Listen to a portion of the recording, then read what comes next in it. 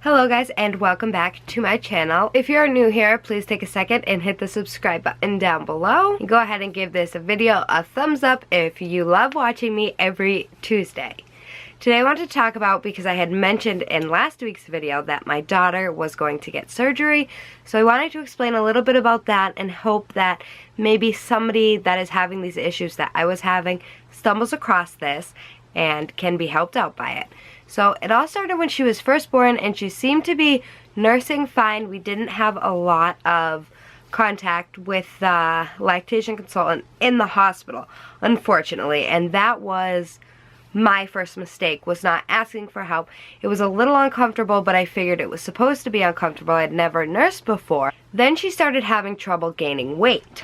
And then if you've had a baby, you know that as soon as you leave the hospital, you see the pediatrician quite a few times in the first 6 weeks. Well, we ended up seeing the pediatrician way more often than regularly because my daughter was not gaining weight. She just kept staying right at 7 pounds 11 ounces, was not losing weight, so we were just going in for weight checks, and she eventually figured it out and started gaining weight.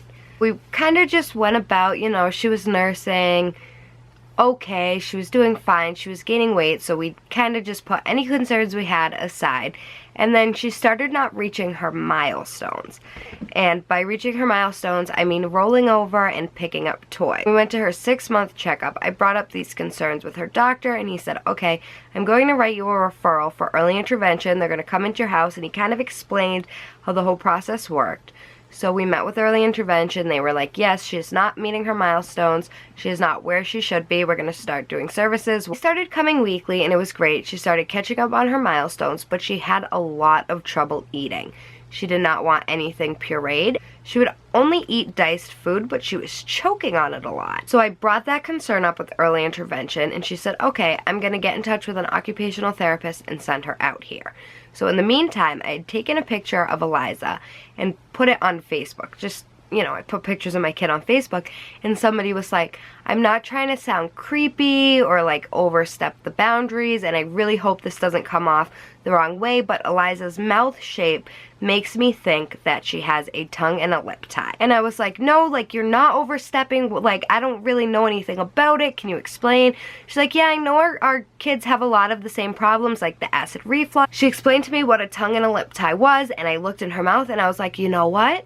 Really? Like, it looks like she might have one. I was like, thank you so much. I'm going to make an appointment with her pediatrician. She's like, okay, if you don't have any luck with the pediatrician, this is who we saw, and he was helpful. It's a dentist, so we didn't need a referral. They don't take health insurance, and we don't have dental insurance. So I would have had to pay out of pocket if we went to him. So I was like, let me meet with the pediatrician first. He might send us somewhere that I'm not going to have to pay out of pocket. So we meet with the pediatrician, and he's looking in her mouth and like doing some, I don't know. And he's like, I'm going to be honest with you, I don't know a whole lot about tongue and lip ties, so I don't want to say, oh, this isn't a problem and send you on your way and have it actually be a problem in the long run. So I'm going to go ahead and refer you to an ears, nose, and throat doctor. Now at this point, I had no idea about Eliza having a tongue tie because I couldn't see it. So I believe she only had a lip tie, and I was like, that's perfect, we'll go see the ears, nose, and throat doctor. So they made an appointment to see the ears, nose, and throat doctor about 3 weeks later. So I was waiting, anticipating every single, like, just so nervous, like, I just want to get this appointment done and out of the way. I want to know what's going on with my baby, like, can we help her? We go to the ears, nose, and throat doctor, and she was very nice. Like, I'm not trying to say she wasn't nice, because she was very, very, very a nice lady. So she was looking around Eliza's mouth, and she's like, okay, she does have a tongue tie and a lip tie. She is 9 months now, so really, like, you can stop nursing. And this was after I told her that she couldn't eat solid foods and she wouldn't drink from a bottle. So I was like, what do you mean I can just stop nursing? I can't stop nursing. There's nothing else she can have. But I just kind of smiled and was like, okay, thank you so much. Like, I hope you have a great day. And we left, because I guess a lot of ears, nose, and throat doctors are not knowledgeable, which is fine. I mean, everybody can't know everything about everything. So it's kind of just like, okay, that's fine. No worry.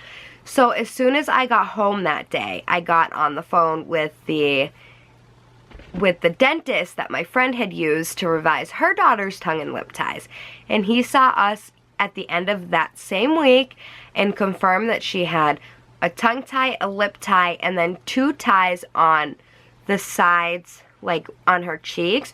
So basically what a tongue and a lip tie is extra tissue that holds the tongue to the bottom of the mouth, the lip to the bottom of the gum, and then the cheeks can also be tied to the gum. So they'll have a lot of problems with eating because they can't move their mouth. So she went and she got revised, and since then her latch is much better. We've been working with a wonderful lactation consultant. She's drinking out of bottles. She's not eating yet pureed food, but when she is eating solid foods, she is not choking on them. So everything just has seemed to make sense and like finally fit together, and I have a much less fussy baby. As soon as she got it done, she started crawling, which it can cause tightness in the shoulders and the neck. So that was super duper exciting. I just wanted to give like a quick list of the most common symptoms. So the most common symptoms of a tongue or a lip tie, and 99% of the time if there is a lip tie, there is also a tongue tie. So a lot of the common symptoms are trouble latching on with nursing. So you'll see a lot of failed nursing relationship, colic and reflux a lot of the times, because when they can't latch properly, they're swallowing a ton of air, which of course hurts their stomach. So they'll be really gassy, and a lot of the times because of the extra air, the stomach acid will travel back up the esophagus. Car seat fussiness, which is so bizarre to me because Eliza hated her bucket seat. She does better in the convertible one, but I guess from the reflux, laying down backwards more hurt her. So that one was the biggest surprise to me. That's not like the most common symptom to look out for because your child could just not like the car seat, but that one I just wanted to throw in there because it was super duper fascinating. Falling asleep while nursing or drinking a bottle because they're just working so hard that they can't get enough and they're still hungry, but they're so tired they just fall asleep.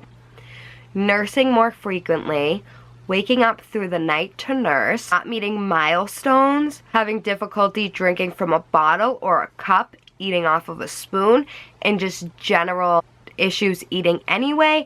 And then a big one is speech impediments. Children who can't say correct words, or children who are old enough that they should be talking and they look like they want to be talking and they're frustrated because they can't talk. A lot of the times will have a tongue tie keeping them from using their tongue, meaning they can't talk well. So if you notice any of these signs or symptoms in your child, I totally suggest going to a preferred provider right away. Don't go through the pediatrician or the ENT like I did. It was a waste of time, a waste of gas, a waste of valuable time that my daughter could have been learning to eat. If you have any of these symptoms, please go see a preferred provider and find out if any of your child's issues are related to their tongue and lip ties. If you have any questions for me, I will link my Facebook down below. Feel free to add me and send me a message, and I will kind of help you find a preferred provider and let you know how the experience was a little more in depth. But I just wanted to do this video real quick, put it out there for you guys. Nothing you did caused it, and get it fixed as soon as possible. I know this video is a little different than my previous two. This is a relatively new channel, so I didn't feel like you guys really had some expectation. I just want to get this out there just for awareness because people are not aware and children are suffering. So if you like this video, give it a thumbs. If you want to hear a little bit more detailed about how my daughter's surgery went, leave it in the comments down below. If you are new here, hit the subscribe button, and as always, I'll see you guys next Tuesday. I hope you guys are having a great day. Here comes my horny cat.